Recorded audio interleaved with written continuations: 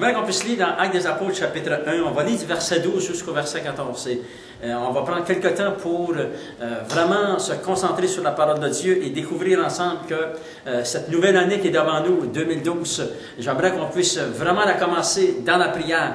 Et lorsque nous sommes dans la prière, de demander de grandes choses au Seigneur. Le titre du message, nous devons prier pour de grandes choses. Et on va regarder l'exemple des Actes des Apôtres, les apôtres qui ont commencé la première Église. Et ça dit dans Actes des Apôtres, chapitre 1, verset 12. Alors, ils retournèrent à Jérusalem de la montagne appelée des Oliviers, qui est près de Jérusalem à la distance de chemin de sabbat.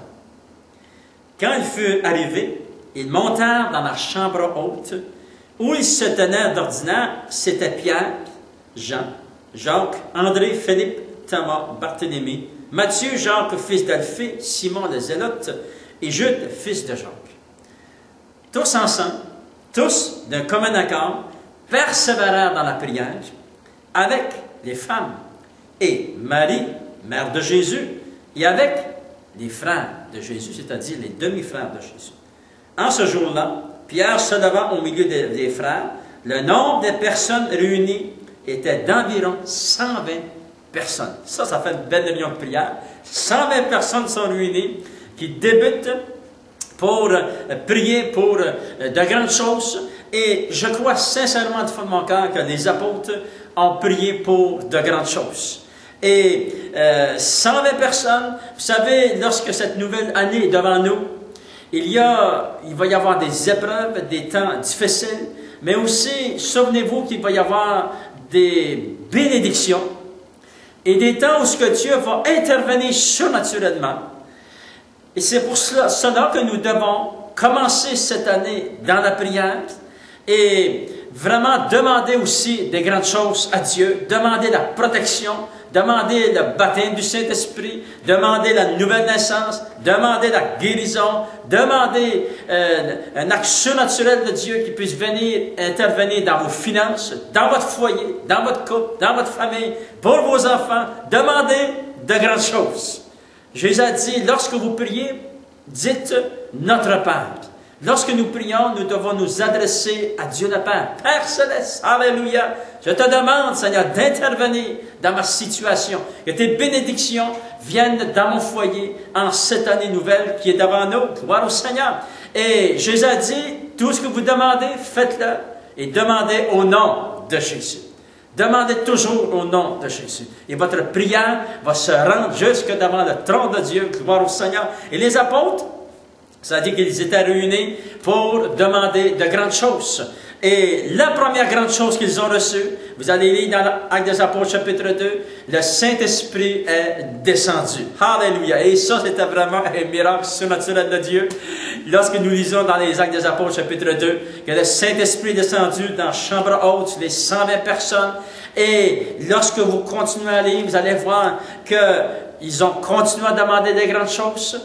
Le Saint-Esprit avec eux et avec l'Église, nous voyons que 3000 âmes ont été sauvées. Ça, ce sont des grandes choses. Actes des Apôtres, chapitre 3, nous découvrons que le Seigneur a commencé à guérir. Les guérisons sont venues. Gloire au Seigneur. Ils ont demandé de grandes choses. Et vous pouvez demander des grandes choses à Dieu. Ne demandez pas des petites miettes. Demandez des grandes choses au Seigneur.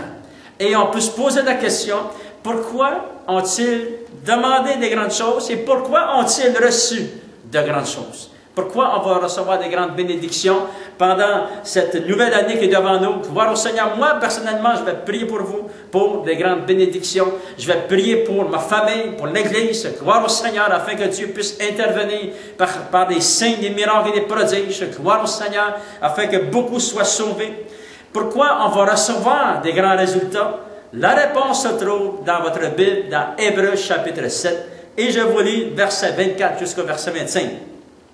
Il est dit, mais lui, parlant de Jésus, parce qu'il demeure éternellement, possède un sacerdoce qui n'est pas transmissible. C'est aussi pour cela qu'il peut sauver parfaitement ceux qui s'approchent de Dieu par lui, étant toujours vivant pour intercéder en leur faveur. Ici, nous découvrons Pourquoi les apôtres ont reçu de grandes choses et pourquoi nous aussi, lorsque nous demandons, nous recevons de Dieu, c'est parce que Jésus est assis à la droite de Dieu le Père et il intercède pour nous. Il n'intercède pas contre nous. La parole de Dieu dit, il intercède en notre faveur. Alléluia. Fait que souvenez-vous que lorsque vous priez, souvenez-vous qu'il y a Dieu le Fils assis à la droite de Dieu le Père et il intercède déjà pour de grandes choses. Gloire au Seigneur.